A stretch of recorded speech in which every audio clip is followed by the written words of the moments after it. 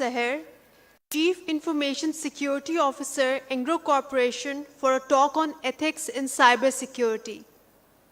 Assalamu alaikum. So before I start, I would like to give you some background. Sometime before being an atomic power country, it was being considered that you are a real superpower. The realities, they have been changed with the introduction of cyber security, where being now cyber power is being considered actually one of the critical capability, where without your troops, without sending your soldiers, without demolishing the infrastructure, you can create actually impact 10 times more than an actual physical war. So may I say, earlier we used to say if you want to attack your enemy, you should send bullets or bomb, but now you should send bit and bytes, malicious bit and bytes, and then you can create actually this type of malicious attack, which can be more than a typical war. So unfortunately, we are living in this era. The topic which has been given to me, it is interesting topic called cyber security, and what are the expectations if it is ethics? Is there any ethics in cyber security? So in this case, can I have the pointer to next slide, please? It's my agenda. So what I will do, I will talk about ethics for hackers, ethics for our young generation who are working for a hackathon, and ethics for our professional hackers, and at the end, what are the ethics for our organizations? Next slide, please. So in this world, right now, cyber criminals, if you go and count their business, unfortunately, if you take cyber criminals as a business, as an economy, it stands now after three, stands at number 3 after US and China. So it is a $6 trillion business on annual basis, where the cyber criminals, they are very much highly motivated. Time, money, and resources are not an issue for these guys. So, and they strongly believe on this. There's a well-known saying, in love and war, everything is allowed. So basically for cyber criminals, there is no ethics. We should not expect that someone, if they have compromised our network with our requesting attitude or with please language, they are gonna actually release our network. So they are very cruel, and history has seen, even during the COVID war, mostly cyber criminals, they were found attacking those institutes who were working in making the COVID vaccination. So humanity has no value for these guys. So don't expect like because of our request they are gonna change their gesture. Also, one of the previous slide, please.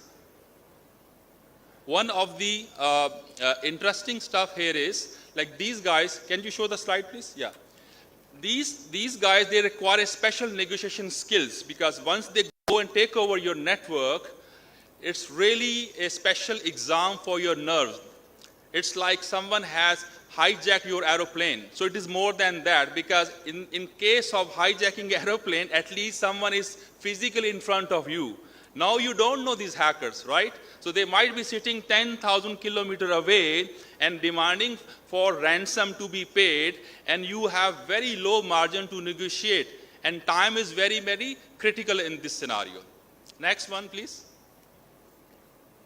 So after discussing the ethics for actual hackers, let's discuss now our young generation who are right now sitting beside this hall and working on, and you can look at this dashboard. These are the real dashboard where they are their talent. In this case, one thing is very important for us.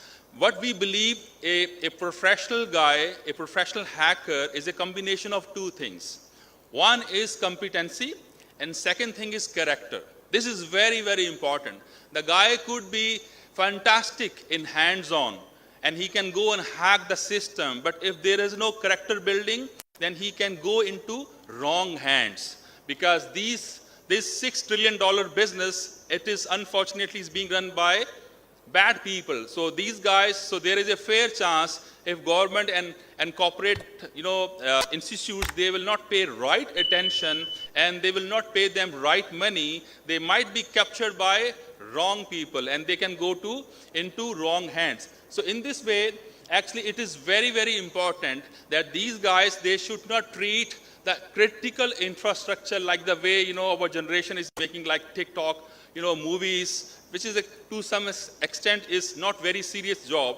But cyber hacking or hacking done by this young generation should be taken very seriously, because they might not be ready what they are discovering. For them, it could be a small vulnerability, but at the end, if it is going to be exploited, there might be a great damage for the company. The company, they can lose their shares in the market. So for them, maybe it could be a game, okay, that where someone has given them a target to go and reach, but if it is going to be exploited and not handled properly, then there is a fair chance that it can create a disaster or at the industry level. So that we need to understand very well. Next slide, please. Now I'm going to talk about professional hackers, the hackers who are already in the Pakistani industry, they are working and they're serving different organizations. Here, one thing is very much important, that these guys, they provide security clearance. So before you go and launch any service, a security clearance is being given by these ethical hackers, professionals available in different organizations. It is very important that these guys, they should be actually well paid. Why? We imagine they are responsible to go and give security clearance for a banking mobile app, which is a worth of billion rupees, mobile app transactions. And if they go and detect actually a very much critical vulnerability, which if they want, can hide and go and exploit, in a stealth mode, the only way we can motivate these guys with the help of appreciation and with the help of good packages. So special remuneration packages should be introduced for these guys, actually to make sure they should remain loyal with their bank or with their company, because there is a fair chance that in the pressure of meeting deadlines or launching services, everyone is launching, every bank, every telco is launching. There are pressures from ministry, even from the national level, to launch something. But one thing is, guys, very, very important. Yes, we should be thrilled to make digital Pakistan, but if digital Pakistan is being made in panic without considering the cyber security aspects, so there is a fair chance later on, we will not be able to handle this. The cost of fixing the cyber security issues will be 10 times more than what we can do right now. So, and this generation, actually, we need to work to make leaders. This is very important, so that they can translate the security issues into business language. So there is a serious, actually, I will say, a lack of such expertise, that where we have very technical resources, but they are not very good in management. So they can't go to board and they can't present this as a business case. So we need to work on at this level. In addition to technical expertise, we need to groom them for their management skills. Next slide, please. Now I'm going to talk, the last topic is the ethics for the organizations. What is the role of the organization?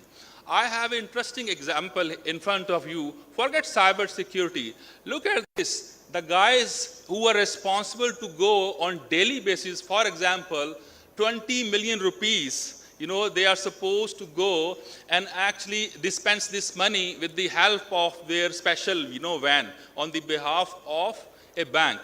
The salaries of these poor guys? 15,000, 10,000 rupees. So imagine a guy, who's able to smell the currency note, and their fragrance, and he's having 20 million rupees in is, when, and we are just checking his, to be honest, his religious maturity, not to actually go and do some fraud. So we should remain reasonable while having such a serious job. We should make sure organizations should pay them at least reasonable amount before we go and point, out that actually you are a thief. So same thing is for cybersecurity. We have seen in Pakistani market, the guy, mostly at the cybersecurity area are being paid, let's say 50,000, 1 lakh. And just after, 2-hour flight in Dubai, they can immediately get, 1 million rupees minimum. So look at the difference, and this difference should be actually fixed at the national level, including ministry and other stuff. Because I strongly believe before you go and fix. Okay. Next slide, please. So I will just ramp up.